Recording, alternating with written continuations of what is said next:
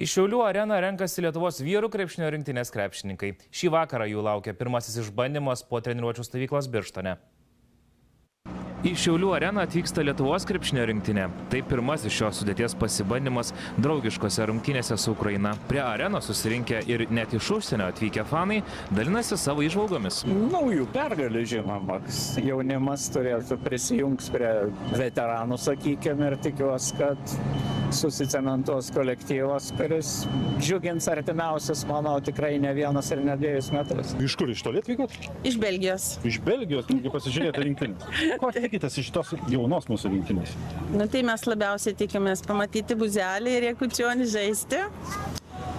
Pirmą kartą atstovauja rinktinę ir mes sekam, kaip žaidžia ir Amerikoje, norim pamatyti gyvai. Aš paskui gal pavadinsiu. Šio vakaro susitikime pirmą kartą į aikštelę su rinktinės marškinėliais išeis ir 2 naujokai iš NBA – Matas Buzelis ir Kasparas Jakučionis. Jiems skiriama daug fanų dėmesio, tačiau nepamirštami ir veteranai. Daug energijos, atletiškumo.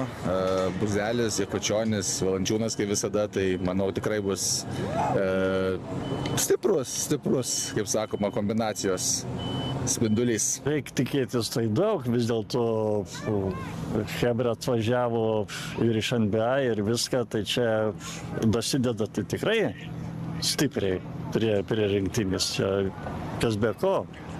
Ir Jonas, ir šitie. Gerai rinktinės kitos. Koks žaidimas bus, manot? Greitesnis?